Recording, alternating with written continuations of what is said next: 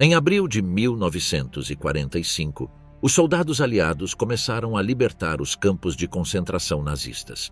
O que encontraram não foi um campo de prisioneiros, foi uma fábrica de morte. Corpos empilhados, crematórios ativos e sobreviventes reduzidos a pele e ossos. Mas o mais brutal não ocorreu antes da chegada. Ocorreu justo depois. Os prisioneiros executaram os guardas nazistas com suas próprias mãos. Não houve ordens, nem julgamentos, nem limites. Alguns foram fuzilados em fila, outros espancados até a morte. Muitos capos e membros das SS morreram nesse mesmo dia, em silêncio, sem registro, sem piedade. Soldados americanos olharam para o outro lado. Em alguns casos ajudaram, em outros simplesmente não intervieram. Dachau, Buchenwald, Bergen-Belsen. Cada campo libertado foi também cenário de uma justiça não oficial que quase nunca é mencionada. O que desencadeou essas execuções? Quem as permitiu? E por que essa parte da história foi silenciada durante décadas? Esta é a história do que aconteceu depois da libertação dos campos de concentração. A libertação dos campos. Quando o inferno abriu suas portas, a primavera de 1945 marcou o colapso do Terceiro Reich e o avanço final dos aliados em direção ao coração da Alemanha. O que descobriram nesse trajeto não apenas transformaria o sentido moral da guerra, como alteraria para sempre a forma como a humanidade entendia sua própria capacidade de crueldade. No dia 29 de abril, unidades do 7º Exército Americano se aproximaram da cidade bávara de Dachau. Aquilo que inicialmente parecia outro campo de prisioneiros logo revelou uma dimensão inédita de barbárie. Antes de alcançar a entrada principal, os soldados encontraram um trem de carga parado em um desvio. Em seu interior, empilhados como mercadoria abandonada, jaziam cerca de 2.000 corpos em avançado estado de decomposição. A cena, imóvel mas eloquente, paralisou até mesmo veteranos que haviam combatido durante 500 jornadas ao longo da Europa. O impacto não foi apenas visual. O cheiro, denso, doce e enjoativo, impregnava-se no uniforme, na pele, na memória. Era uma presença que não se podia ignorar nem compreender de imediato. O que se seguiu não foi uma batalha, e sim uma transição para o inexplicável. Ao entrar no campo, as tropas americanas encontraram figuras humanas despojadas de toda a dignidade física. Homens esqueléticos, envoltos em trapos listrados, avançavam com dificuldade, arrastando os pés em direção àqueles que naquele momento encarnavam a improvável promessa de vida. Muitos pesavam menos de 40 quilos. Alguns não conseguiam se manter em pé, outros caíam antes de conseguir pronunciar uma palavra. Em um canto do campo, 3 figuras portavam uma bandeira branca. Um oficial suíço da Cruz Vermelha, junto a 2 membros das SS, declarou a rendição formal do complexo. Em seu interior, mais de 30.000 prisioneiros sobreviviam em condições de inanição, doença e superlotação. Os barracões, projetados para abrigar algumas centenas, continham agora mais de 1.000 pessoas cada um. Do lado de fora, entre os edifícios, jaziam os corpos daqueles que não haviam conseguido resistir até o último dia. Os soldados descobriram câmaras de tortura, salas repletas de cadáveres e crematórios ainda quentes. Alguns corpos estavam mortos havia apenas algumas horas. Outros encontravam-se em estados avançados de putrefação. As estruturas, funcionais e ordenadas, revelavam uma lógica perversa. Cada canto havia sido projetado para otimizar a desumanização, a exclusão sistemática de toda a esperança. A doutrina militar havia preparado esses homens para enfrentar exércitos inimigos, não para encontrar provas de extermínio industrializado. A linha entre inimigo rendido e perpetrador de crimes tornou-se borrada. As emoções flutuavam entre o estupor, a fúria e uma paralisia moral sem precedentes. Cenas semelhantes se repetiram em múltiplos pontos do mapa. Em Bergen-Belsen, as forças britânicas encontraram 60.000 prisioneiros vivendo entre milhares de cadáveres. Em Auschwitz, as tropas soviéticas descobriram armazéns repletos de cabelo humano, dentaduras, sapatos infantis. Em Buchenwald, os americanos encontraram mais de 20.000 sobreviventes, entre eles centenas de crianças. Diante do inquestionável, a reação aliada não foi apenas militar. O general Eisenhower ao visitar o campo de Ohrdruf semanas antes, ordenou a documentação sistemática de tudo o que foi encontrado. Fotografias, filmes, testemunhos. Não por estratégia, mas por previsão histórica. Compreendia que algum dia o horror seria posto em dúvida por aqueles que não o viveram. Para os prisioneiros, a libertação não foi apenas um fato físico, mas uma ruptura emocional profunda. Alegria, alívio, confusão, raiva. Tudo convergia em um instante que não podia ser classificado em termos convencionais. A inversão de poder foi súbita. Aqueles que haviam sido onipotentes, os guardas das SS, os capos colaboradores, se encontraram de repente no mesmo nível que suas vítimas. Alguns tentaram escapar. Outros se disfarçaram de prisioneiros, mas nada podia apagar seus rostos nem a lembrança que outros tinham de seus atos. A libertação trouxe consigo uma transição sem manual. A doutrina militar não oferecia instruções sobre como agir ao enfrentar um crime massivo fora do campo de batalha. As normas da guerra tradicional não se aplicavam a um inimigo que havia violado todos os princípios possíveis de humanidade. Nesse vazio legal e moral, emergiram respostas humanas complexas. Alguns soldados tentaram manter a disciplina. Outros, em silêncio, permitiram que certos atos ocorressem sem intervir. A justiça formal ainda não existia nesse cenário.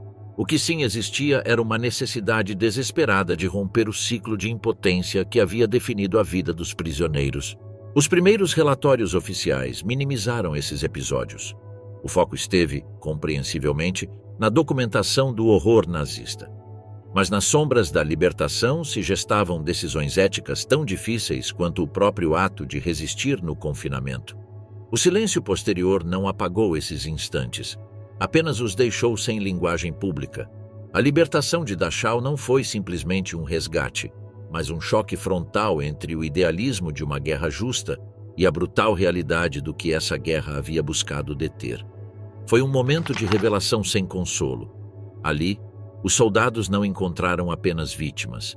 Também enfrentaram, sem preparação, a possibilidade de se tornarem, ainda que por um instante fugaz, executores de uma justiça que já não podia esperar. O Muro de Dachau, onde a vingança atirou primeiro. A tarde de 29 de abril de 1945 marcou uma inversão radical de poder dentro do campo de concentração de Dachau. A máquina de dominação que havia submetido dezenas de milhares de pessoas durante anos desmoronou em questão de horas. Os antigos senhores se viram subitamente desarmados, cercados por aqueles a quem haviam torturado e por soldados que mal podiam processar o que acabavam de presenciar. Os altos comandos das SS haviam abandonado o campo pouco antes da chegada das tropas aliadas, deixando para trás subordinados e pessoal administrativo. Muitos tentaram se disfarçar, misturar-se entre os prisioneiros ou fingir funções médicas. Seu destino dependia menos do que haviam feito do que de quem os encontrasse primeiro. O comando temporário do campo havia sido entregue por um tenente das SS às autoridades americanas, que estabeleceram um controle inicial. No entanto, as tropas ingressavam por diferentes flancos e sem uma coordenação clara. Cada grupo se deparava com uma nova manifestação do horror. Corpos empilhados, crematórios em funcionamento, crianças moribundas. Cada descoberta intensificava a indignação. Em um dos setores do campo, perto do hospital, existia um pátio cercado por muros, utilizado para armazenar carvão. Ali, cerca de 50 membros das SAS foram reunidos sob custódia. Enquanto o comandante do batalhão, um oficial com experiência de combate, organizava as posições defensivas e se retirava brevemente para coordenar operações, ocorreu o inevitável. Disparos estouraram. Uma metralhadora foi acionada contra os prisioneiros alemães. Quando o oficial retornou, encontrou vários caídos junto ao muro. Interrompeu a execução e ordenou disciplina imediata.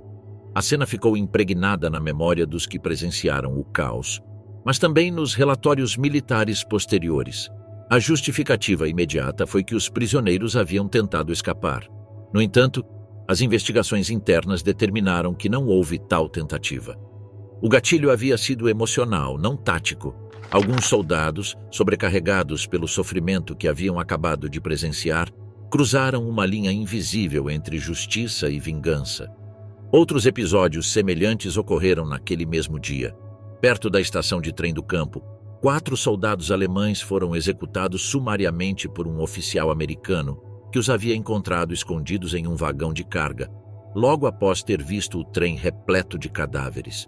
Um de seus homens subiu no vagão e executou os feridos para garantir que não sobrevivessem. Dentro do campo principal, oficiais americanos organizaram os prisioneiros alemães conforme sua afiliação. Os soldados da Wehrmacht foram separados do pessoal das SS. A estes últimos conduziu-se a uma zona restrita. Segundo múltiplos testemunhos, foram executados ali mesmo, por soldados americanos armados com fuzis, pistolas e armas improvisadas. O número total de executados naquela tarde é objeto de disputa. Algumas fontes, sensacionalistas, falaram de centenas de mortos. Os relatórios mais sólidos, baseados em investigações internas do exército do ZUA, estimam que entre 30 e 50 membros das SS foram assassinados após a rendição do campo. As execuções não se limitaram ao pessoal uniformizado. Os antigos prisioneiros também tomaram represálias. Alguns guardas foram espancados com ferramentas de trabalho, outros estrangulados com lençóis. Os capos, prisioneiros que haviam exercido funções de poder durante o cativeiro, foram alvo de vinganças especialmente intensas. Muitos deles eram identificáveis por seu histórico de brutalidade e seus privilégios visíveis. Em alguns casos, os prisioneiros compartilharam seus motivos com os soldados aliados. Mostravam as tatuagens das SS sob o braço, apontavam cicatrizes, ou simplesmente diziam os nomes de quem havia assassinado suas famílias. Os soldados, por vezes, não apenas não intervieram, como facilitaram armas rudimentares aos sobreviventes. A linha entre responsabilidade individual e cólera coletiva tornou-se quase impossível de traçar. Alguns soldados americanos observaram os linchamentos sem intervir. Outros, apesar de estarem treinados para respeitar as leis da guerra, se sentiram incapazes de se opor à justiça direta que presenciavam. Nesse contexto, a legalidade perdeu sua força normativa. O Exército dos Estados Unidos realizou uma investigação formal. O tenente-coronel encarregado do relatório confirmou violações à Convenção de Genebra, incluindo execuções sumárias de prisioneiros rendidos. Foram recomendados conselhos de guerra para vários oficiais envolvidos, mas os procedimentos nunca foram iniciados. O relatório foi enviado ao general George S. Patton, então governador militar na Baviera. Segundo múltiplas fontes, ele o descartou sem maior trâmite. A justificativa tácita era simples. Depois do que aqueles homens haviam visto, julgá-los por reagir não parecia eticamente sustentável. O advogado militar que revisou o caso escreveu uma conclusão que resumia a ambivalência geral. O ocorrido era ilegal, mas não podia ser avaliado fora do contexto extremo em que se produziu. Para muitos oficiais, o horror vivido em Dachau rompia os marcos morais convencionais. Ao contrário de outros locais emblemáticos do campo, o muro do pátio de carvão não leva nenhuma inscrição. Nenhuma placa lembra o que ali ocorreu naquela tarde. Permanece como um símbolo mudo do instante em que os papéis se inverteram e os libertadores enfrentaram um dilema ético sem precedentes. Como agir quando o direito não basta para responder ao mal? Quando os prisioneiros tomaram o controle. A vingança que ninguém pôde deter. Quando os portões de Dachau se abriram em 29 de abril de 1945, os prisioneiros não correram nem celebraram. Durante anos, haviam aprendido que toda esperança era perigosa. A libertação foi, a princípio, um silêncio desconcertante. Só quando compreenderam que os guardas estavam desarmados e os soldados aliados não eram uma ilusão, começou a verdadeira reação. A estrutura hierárquica do campo imposta pelas SS colapsou imediatamente. Nesse novo vazio, emergiram emoções há muito contidas: alívio, luto, fúria. A raiva não se expressou apenas em palavras ou lágrimas, mas em ações dirigidas contra aqueles que durante anos haviam exercido o poder. Os primeiros a serem apontados foram os capos, prisioneiros a quem as SS haviam delegado funções de controle. Embora também fossem reclusos, muitos haviam abraçado com brutalidade o papel que lhes dava privilégios às custas de seus companheiros. Alguns se destacavam por sua crueldade, outros por terem delatado, espancado ou até mesmo assassinado prisioneiros sob sua supervisão. Sua queda foi rápida e violenta. Nos barracões, os capos foram identificados arrastados, enforcados em vigas improvisadas ou espancados com ferramentas do próprio campo. Ao contrário dos guardas alemães, sua proximidade com as vítimas fazia com que as represálias fossem mais pessoais, mais viscerais. Alguns foram assassinados em grupo, outros em segredo, à noite, sem testemunhas nem julgamento. Também caíram guardas das SS que tentaram se camuflar entre os reclusos. Embora tivessem se desfeito do uniforme, havia detalhes impossíveis de ocultar. Tatuagens sob o braço, traços reconhecíveis, histórias que outros não esqueciam. Foram localizados, expostos e executados. Frequentemente as armas eram improvisadas. Tubos de metal, pedras, facas artesanais. A vingança não era organizada, mas sim implacável. Em meio ao caos, alguns soldados americanos intervieram. Tentaram separar os agressores de seus alvos, estabelecer ordem, evitar linchamentos. Mas muitos outros, compreendendo o contexto, escolheram olhar para o outro lado. Alguns até facilitaram armas rudimentares aos prisioneiros. A autoridade formal existia, mas nesses primeiros momentos o controle real estava nas mãos daqueles que acabavam de recuperar sua liberdade. Nem toda a violência foi espontânea. Em alguns setores do campo, surgiram formas rudimentares de justiça organizada. Prisioneiros políticos com experiência administrativa ou legal coordenaram tribunais improvisados. Reuniam-se testemunhos, enunciavam-se acusações, proferiam-se sentenças. As execuções eram rápidas, mas não arbitrárias. Buscava-se dentro do caos uma forma de justiça que se aproximasse da dignidade que lhes havia sido negada. Esse fenômeno não foi exclusivo de Dachau. Em Buchenwald, a rede de resistência clandestina havia preparado listas de colaboradores. Assim que os nazistas começaram a se retirar, o controle foi tomado pelos prisioneiros, que aplicaram uma justiça expedita. Em Bergen-Belsen, embora as forças britânicas mantivessem um controle mais rígido, também ocorreram acertos de contas ao abrigo da noite. O grau e a forma das represálias variaram conforme o contexto, mas compartilhavam uma lógica comum: recuperar a agência no mesmo espaço onde havia sido sistematicamente anulada. Para muitos não se tratava apenas de vingança, mas de restituir um mínimo de ordem moral. As reações dos soldados aliados foram diversas. Alguns se sentiram profundamente perturbados pelo que viram. Outros compreenderam como uma resposta inevitável, até legítima. Médicos, capelães e oficiais escreveram em seus diários que, embora não pudessem justificar legalmente os atos, tampouco podiam condená-los eticamente. Em alguns casos, os soldados chegaram a expressar que preferiam que fossem os próprios prisioneiros a tomar a justiça em suas mãos. Sentiam que isso ajudava a restaurar seu senso de dignidade. Para homens e mulheres que haviam vivido anos como objetos descartáveis, decidir sobre o destino de seus algozes representava uma forma extrema, mas compreensível, de reapropriação de sua humanidade. Durante a noite posterior à libertação, a violência continuou de forma mais silenciosa. Nos barracões, capos e informantes foram assassinados sem ruído. Estima-se que entre 20 e 40 deles morreram naquela noite por asfixia, estrangulamento ou golpes deliberadamente silenciosos.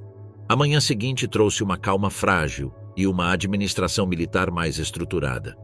Os relatórios oficiais mal mencionam esses atos. Fala-se de incidentes durante a transição de autoridade, atos espontâneos de civis ou tensões internas. A prioridade passou rapidamente para a organização sanitária, a distribuição de alimentos e o traslado dos prisioneiros. Os julgamentos formais por crimes de guerra começavam a se delinear, e as represálias espontâneas não tinham lugar nessa narrativa ordenada. Para muitos sobreviventes, esses episódios ficaram como um segredo complexo. Não eram um motivo de orgulho, mas tampouco de arrependimento.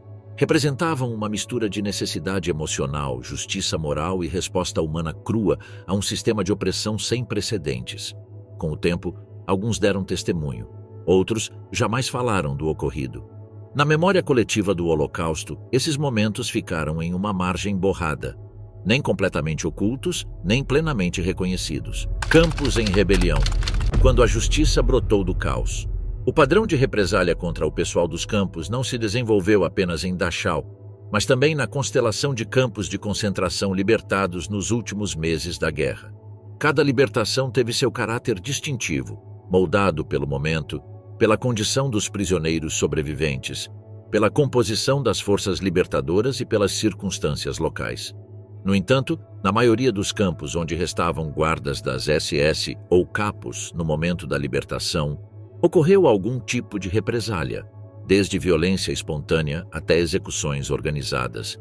Ohrdruf, um subcampo de Buchenwald no centro da Alemanha, tornou-se o primeiro campo de concentração nazista em solo alemão, libertado por forças americanas, quando unidades da 4ª Divisão Blindada e da 99ª Divisão de Infantaria chegaram em 4 de abril de 1945. Ao contrário de Dachau e outros campos importantes, Ohrdruf havia sido abandonado às pressas. O pessoal das SS havia tentado eliminar provas, forçando os reclusos a exumar e queimar corpos de valas comuns, depois executando esses trabalhadores e fugindo antes da chegada dos americanos. Apesar da fuga dos guardas, em Ohrdruf também houve represálias. Vários homens das SS, que haviam descartado seus uniformes e se escondido entre a população local, foram capturados por civis e entregues às forças americanas, ou em alguns casos, diretamente a ex-prisioneiros que haviam permanecido na zona. Segundo relatos fragmentários, ao menos 7 membros das SS foram espancados até a morte por ex-prisioneiros e seus corpos exibidos na entrada do campo. Ohrdruf ganhou notoriedade quando o general Dwight D. Eisenhower o visitou em 12 de abril, acompanhado pelos generais George S. Patton e Omar Bradley. Confrontado com as evidências das atrocidades, Patton sentiu-se fisicamente enjoado. Eisenhower ordenou uma documentação exaustiva e insistiu que as unidades que não estivessem comprometidas em combate fossem levadas a presenciar o campo. Também ordenou ao prefeito e aos cidadãos da cidade vizinha de Gotha que percorressem o local, rejeitando suas alegações de ignorância sobre o ocorrido. Buchenwald, um dos campos de concentração mais grandes dentro da Alemanha propriamente dita, apresentou um cenário diferente. Quando as forças americanas da 6ª Divisão Blindada chegaram ao campo principal em 11 de abril de 1945, uma organização de resistência interna já havia tomado o controle. Essa rede clandestina, composta principalmente por prisioneiros políticos alemães e prisioneiros de guerra soviéticos, havia adquirido armas em segredo, estabelecido sistemas de comunicação e se preparado para o momento em que o controle das SS pudesse enfraquecer. Quando as SS começaram a evacuar Buchenwald no início de abril, forçando milhares de prisioneiros a marchas da morte, a resistência agiu. Em 11 de abril, quando as forças americanas se aproximavam, tomaram as torres de vigilância, desarmaram os guardas restantes e estabeleceram o controle do campo. Quando as tropas americanas chegaram, encontraram uma administração de prisioneiros em funcionamento que já havia separado o pessoal das SS e os colaboradores do restante da população. Jorge Semprún, um sobrevivente espanhol que mais tarde se tornou um escritor de renome, descreveu em suas memórias a escrita ou a vida como o Comitê de Resistência realizou represálias sistemáticas. O Comitê Internacional do Campo havia elaborado listas. Sabiam quem havia matado, quem havia torturado, quem havia roubado comida dos moribundos. Quando os americanos chegaram, dezenas de SS e capos já estavam na prisão do campo, vigiados por prisioneiros armados. As execuções em Buchenwald foram mais organizadas do que a violência espontânea em Dachau. Segundo testemunhos de prisioneiros de guerra soviéticos, aproximadamente entre 80 e 100 membros das SS e capos foram executados após procedimentos de tribunal rudimentares realizados pelo Comitê de Prisioneiros. Os métodos incluíram enforcamentos, tiros com armas capturadas e, em alguns casos, forçar os guardas a assumir as mesmas posições de tortura que eles próprios haviam infligido aos prisioneiros. As forças americanas permitiram em grande parte que esses procedimentos dirigidos pelos prisioneiros continuassem durante vários dias antes de estabelecer a autoridade militar sobre todo o campo. Para então, a maioria dos perpetradores identificados já havia enfrentado represálias. O coronel Robert Allen, do 12º Grupo de Exércitos, comentou mais tarde: "Compreendemos que estávamos presenciando uma justiça invertida, mas depois do que esses homens haviam suportado, quem éramos nós para julgá-los? Bergen-Belsen, libertado por forças britânicas em 15 de abril de 1945, apresentou as condições humanitárias mais catastróficas de qualquer campo ocidental. A 11ª Divisão Blindada Britânica encontrou aproximadamente 60 mil prisioneiros, a maioria gravemente doentes com tifo, tuberculose e disenteria, vivendo entre cerca de 13 mil cadáveres não enterrados. O oficial médico britânico que entrou primeiro o descreveu como um lugar de pesadelo. Os vivos jaziam entre os mortos, sem comida por dias, sem água, todos eles em um sofrimento indescritível. A prioridade imediata em Bergen-Belsen foi o auxílio médico, mais do que a segurança ou a justiça. No entanto, os britânicos implementaram uma abordagem distinta em relação ao pessoal do campo.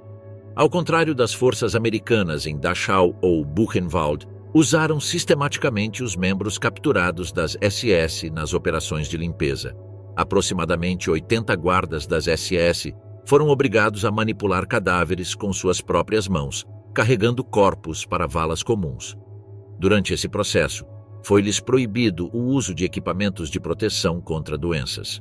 Segundo relatórios médicos britânicos, cerca de 20 guardas contraíram tifo pelos cadáveres e morreram em poucos dias. Essa participação forçada nos detalhes de sepultamento representou uma forma diferente de represália, menos violenta de imediato, mas igualmente fatal para muitos guardas.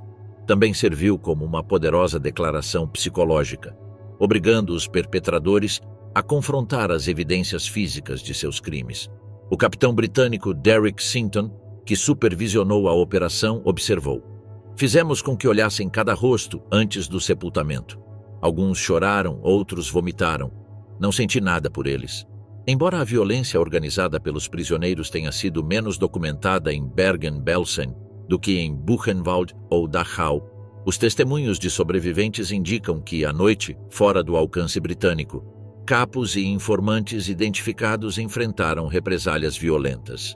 Josef Rosenwasser, um sobrevivente polonês, lembrou: "Após o anoitecer, acertamos contas. Os que haviam sido mais cruéis foram levados para trás dos barracões. Poucos viveram até a manhã." Nos campos libertados por forças soviéticas, as represálias muitas vezes assumiram formas mais extensas. Em Majdanek, perto de Lublin, Polônia, libertado em julho de 1944, as autoridades soviéticas fomentaram a identificação de guardas e capos, enforcando publicamente os capturados. Em Sachsenhausen, ao norte de Berlim, as tropas soviéticas permitiram represálias extensas por parte dos prisioneiros contra o pessoal capturado antes de estabelecer o controle militar. Um caso particularmente impactante ocorreu no campo de Janovska, perto de Lviv, onde as forças soviéticas capturaram várias dezenas de guardas que tentavam fugir para o oeste. Em vez de detê-los, o comandante soviético os entregou aos prisioneiros sobreviventes com as palavras: "Estes são seus para julgar." Nenhum dos guardas sobreviveu à noite. O padrão em todos esses cenários de libertação revela não apenas violência espontânea, mas uma interação complexa entre as prioridades militares, as reações individuais dos soldados diante das atrocidades descobertas e as necessidades psicológicas dos sobreviventes. Os comandantes militares enfrentaram situações sem precedentes que não estavam contempladas nas doutrinas convencionais sobre o tratamento de prisioneiros de guerra. Soldados e oficiais individuais tomaram decisões no momento que refletiam seus próprios marcos morais ao se depararem com provas de atrocidades sistemáticas. Para os sobreviventes que participaram de atos de represália, esses momentos representaram uma recuperação de agência após anos de impotência absoluta. Um sobrevivente de Bergen-Belsen explicou mais tarde: "Para nós não era simplesmente vingança, era a restauração da ordem moral. Aqueles que haviam pervertido todos os valores humanos tinham que responder, não diante de um tribunal distante, mas diante de nós, os que havíamos presenciado seus crimes e de algum modo sobrevivido." A variação significativa nas respostas militares às represálias dos prisioneiros, desde a permissão implícita em Dachau até a abordagem mais controlada em Bergen-Belsen, refletiu não apenas diferenças na filosofia de comando, mas também a compreensão em rápida evolução do que representavam os campos de concentração. À medida que se acumulavam provas em múltiplas libertações, as forças aliadas começaram a desenvolver abordagens mais sistemáticas para documentar crimes e preservar evidências para futuros processamentos. No entanto, nesses primeiros momentos caóticos da libertação, quando ainda se compreendia o horror completo do sistema nazista, a distinção entre justiça e vingança dissolveu-se temporariamente.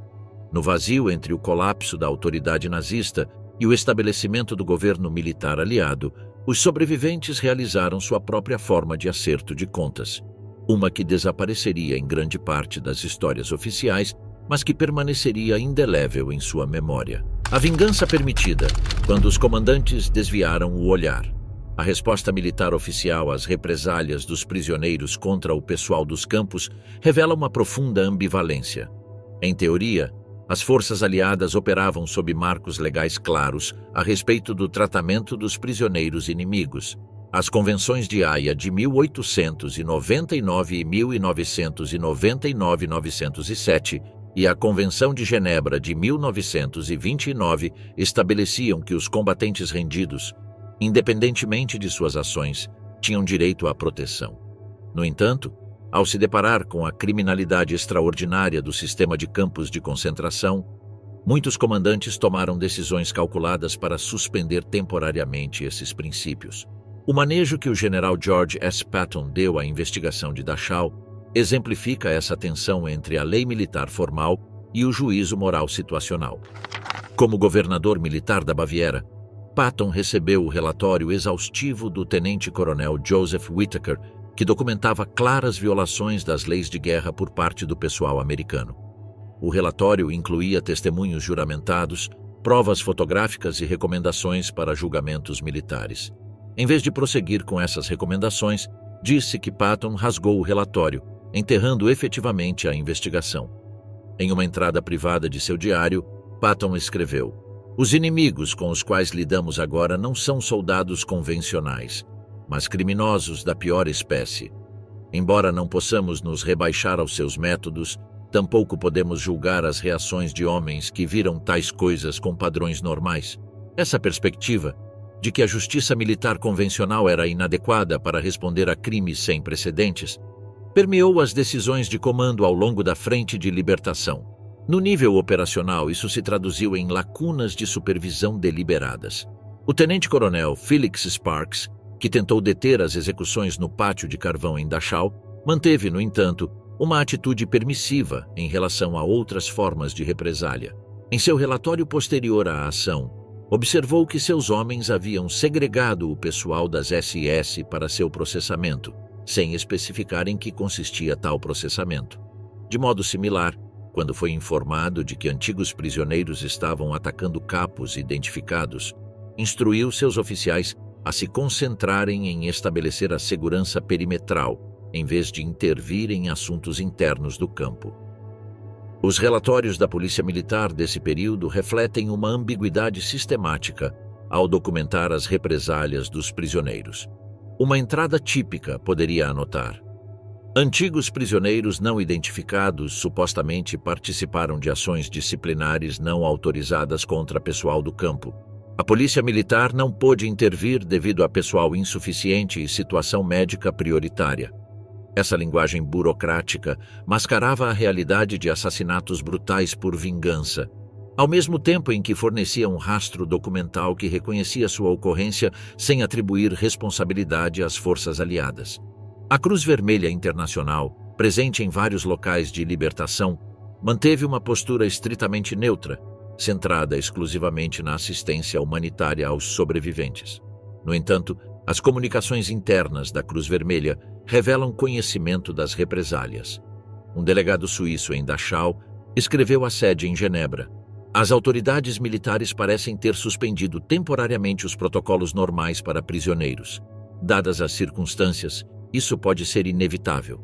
Nosso papel deve continuar centrado nos vivos, que requerem atenção urgente."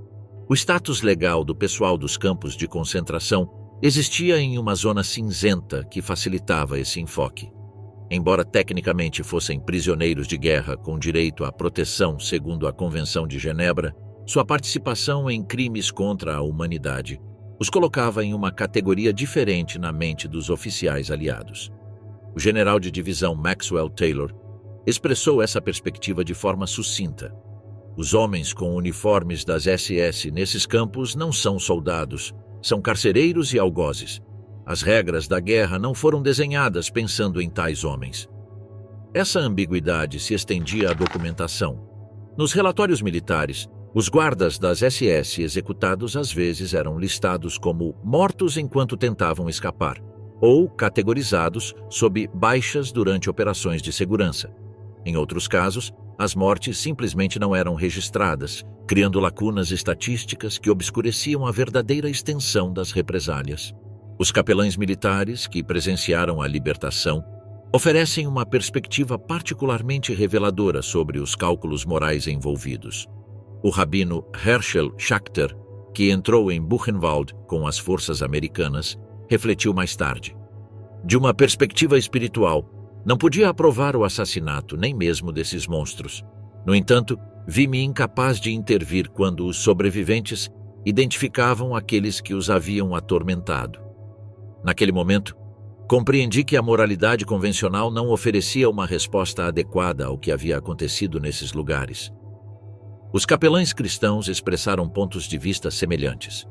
O padre Edward Doyle, que acompanhou as tropas em Dachau, escreveu em seu relatório: "Enquanto a Igreja ensina o perdão, também ensina a justiça. Que justiça poderia responder por esses crimes? Talvez apenas aquela imposta diretamente por quem sofreu." Para os comandantes militares, a solução expedita foi permitir um breve período de represálias não reconhecidas antes de estabelecer um controle mais completo. Esse enfoque eliminou os perpetradores mais notórios, enquanto permitia estabelecer processos mais ordenados para coletar provas e preparar os julgamentos formais por crimes de guerra. Essa política informal criou uma justiça transicional que serviu de ponte entre o regime nazista e o governo militar aliado. Permitiu aos sobreviventes uma medida de agência nessa transição, um acerto de contas final com seus algozes imediatos antes que os mecanismos mais lentos da justiça internacional entrassem em vigor. Justiça sem lei. O dia em que os aliados cruzaram a linha. A execução de pessoal do campo que havia se rendido apresenta um profundo dilema ético. Segundo os padrões legais estabelecidos, o assassinato de combatentes inimigos desarmados constitui um crime de guerra, independentemente de suas ações anteriores. No entanto, o contexto dessas execuções, o confronto imediato com provas de um assassinato em massa sistemático, desafia os marcos morais convencionais. Essa tensão entre o princípio legal e a resposta emocional levanta perguntas fundamentais sobre a justiça no contexto de uma atrocidade. A postura legal parece clara. As convenções de Haia estabeleceram que os inimigos rendidos devem ser tratados humanamente. A Convenção de Genebra de 1929 proibia explicitamente a violência contra a vida e a pessoa, em particular o assassinato de todo tipo, a mutilação, o tratamento cruel e a tortura contra prisioneiros que houvessem deposto as armas. Segundo esses padrões, a execução dos guardas das SS em Dachau e outros campos constituía uma clara violação das leis de guerra. No entanto, esses mesmos marcos legais demonstraram ser completamente inadequados para prevenir ou punir os crimes cometidos dentro dos campos. Os nazistas violaram sistematicamente todos os princípios do direito internacional humanitário, operando uma máquina de morte que tirou milhões de vidas. A justiça convencional parecia insuficiente para lidar com crimes de tal magnitude. A filósofa Hannah Arendt, refletindo sobre o Holocausto, sugeriu que os conceitos morais e legais tradicionais eram inadequados diante do que ela denominou o mal radical, um agir sistemático que transcende a malícia humana ordinária. Em tais contextos, argumentava, os marcos convencionais de justiça podem colapsar temporariamente, requerendo novas respostas éticas.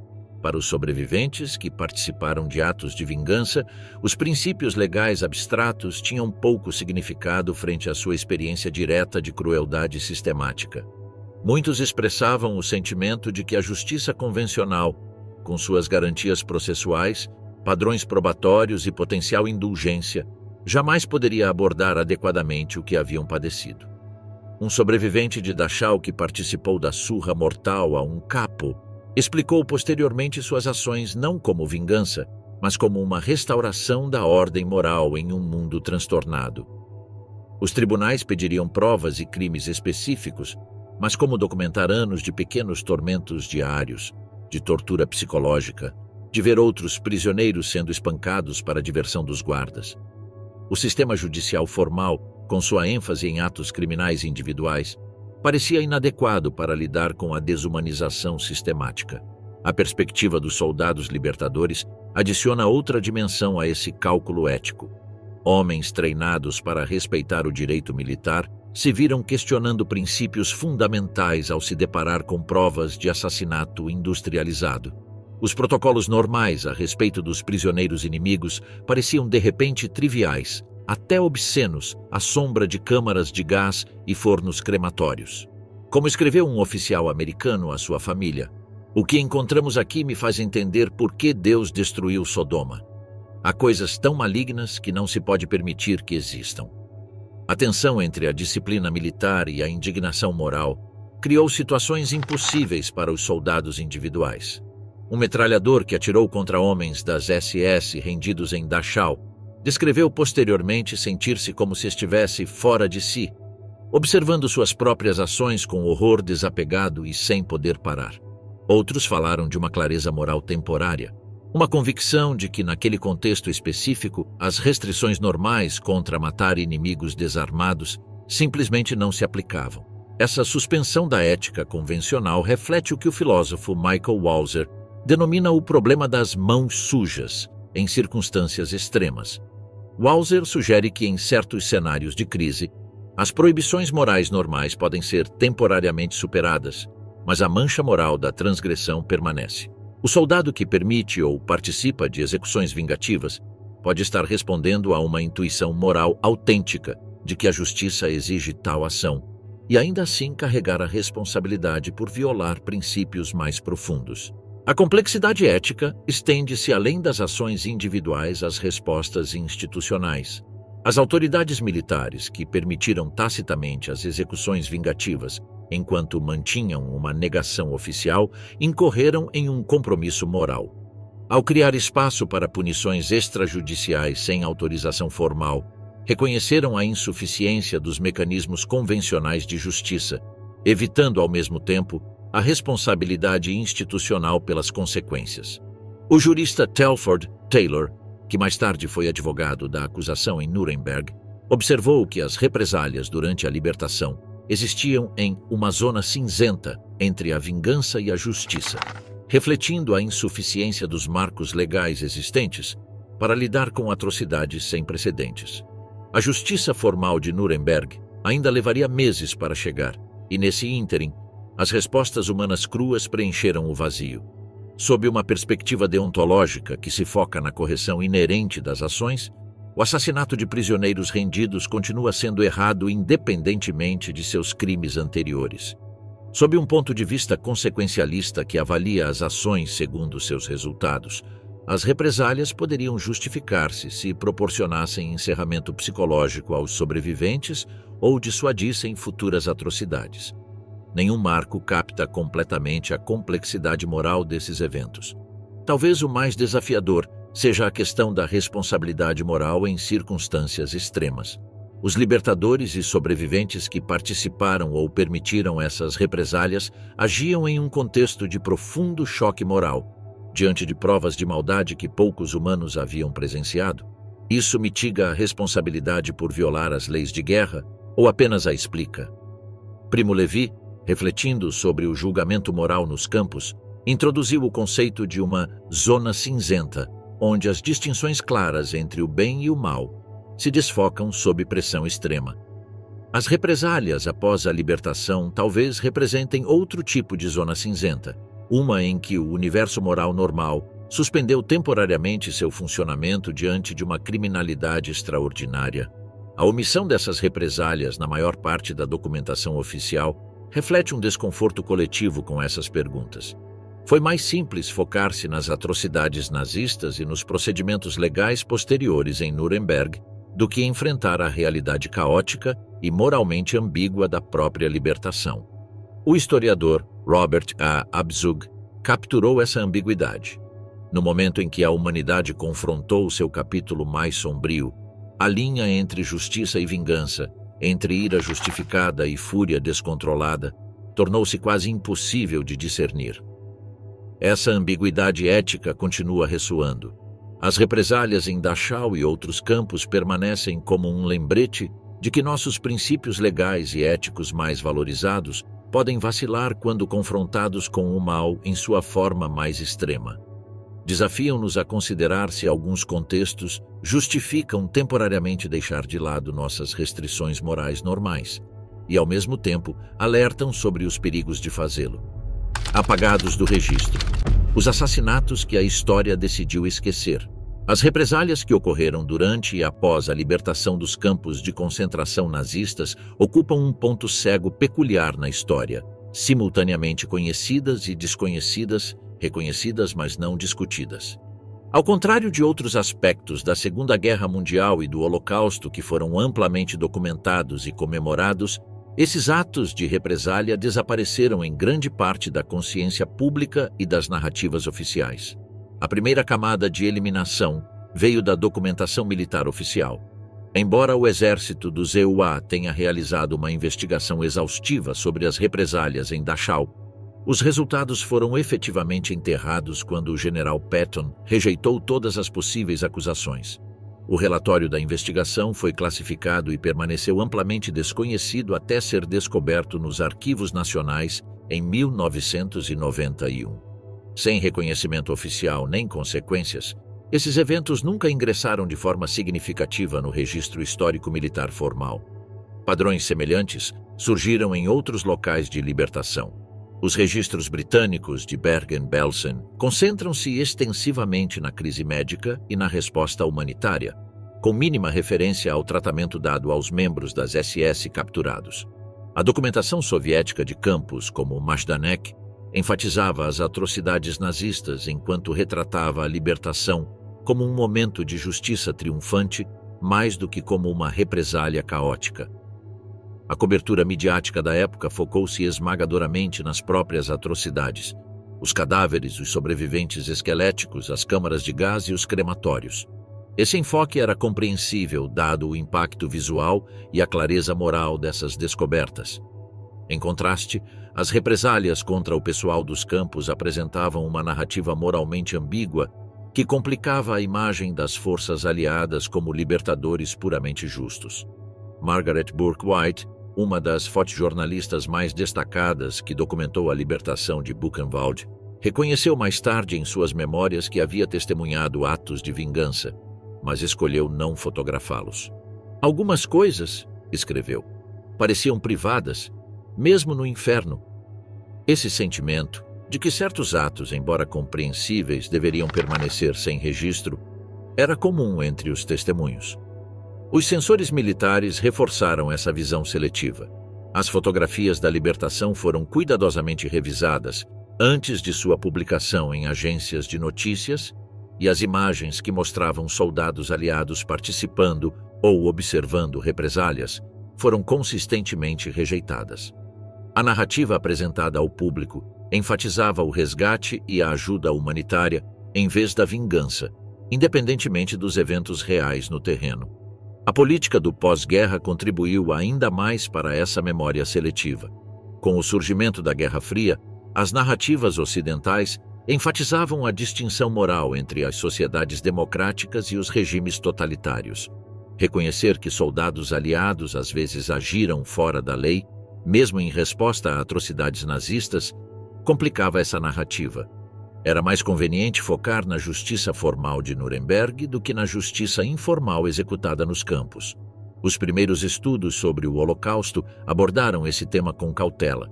O enfoque acadêmico inicial priorizou documentar os crimes nazistas e entender como foram possíveis.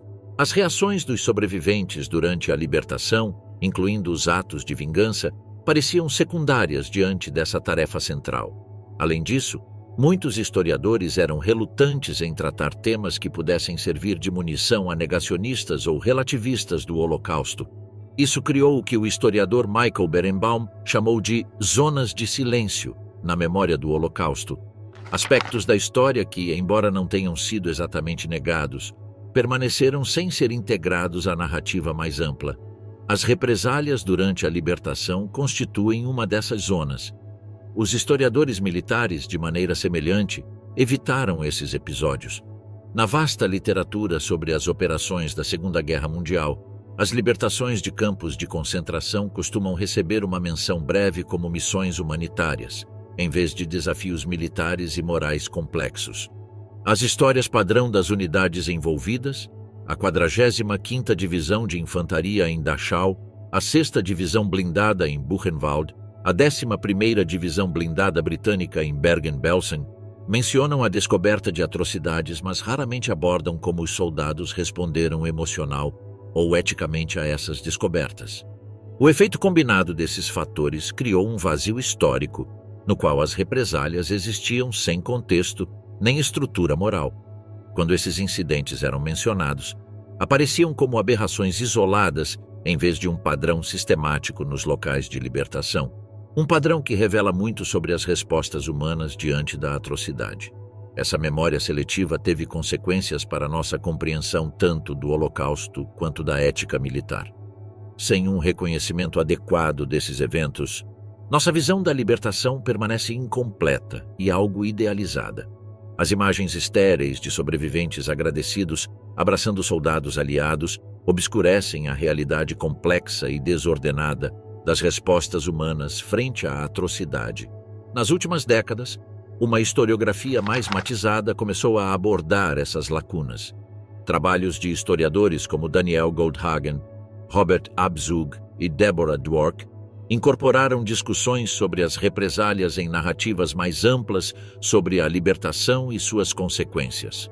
Os museus e memoriais do Holocausto incluíram gradualmente perspectivas mais complexas que reconhecem toda a gama de experiências dos sobreviventes, incluindo os atos de resistência e vingança. Talvez o mais importante seja que os testemunhos dos próprios sobreviventes, coletados por organizações como a Fundação Shoah e conservados em arquivos, incluíram cada vez mais relatos desses eventos. À medida que a geração que viveu o Holocausto envelhece, muitos optaram por falar com mais franqueza sobre aspectos de sua experiência que antes pareciam controversos ou complexos demais para compartilhar. Esse desvelamento gradual não diminui o horror moral dos crimes nazistas, nem equipara os atos momentâneos de represália a um genocídio sistemático. Em vez disso, reconhece a humanidade plena daqueles que sofreram, sua capacidade de ir além da resiliência, de vingança além do perdão. Como escreveu o sobrevivente Primo Levi, não somos santos nem filósofos. Nossa humanidade inclui a capacidade de fazer o mal, assim como de fazer o bem. Negá-lo é negar o que aprendemos nos campos. As represálias em Dachau, Buchenwald, Bergen-Belsen e outros campos são testemunho da complexidade das respostas humanas diante do mal extraordinário. Nem completamente legítimas, nem inteiramente compreensíveis fora de seu contexto, representam momentos em que as restrições normais da civilização cederam brevemente a formas mais primárias de justiça. Para os sobreviventes desses campos, a oportunidade de se vingar de seus algozes, ainda que brevemente, representou mais que uma simples vingança. Foi uma recuperação da agência após anos de impotência absoluta, uma declaração de que já não eram objetos descartáveis, mas seres humanos capazes de julgamento e ação. A complexidade moral de suas decisões reflete a situação impossível que haviam suportado. 75 anos após esses eventos, talvez agora possamos reconhecê-los sem temer que isso diminua a clareza moral de nosso julgamento contra os crimes nazistas. Compreender as represálias durante a libertação acrescenta profundidade à nossa compreensão das consequências do Holocausto e nos lembra que as certezas morais frequentemente vacilam diante do mal extraordinário. Nesse reconhecimento reside uma prestação de contas mais completa e honesta com um dos capítulos mais sombrios da história.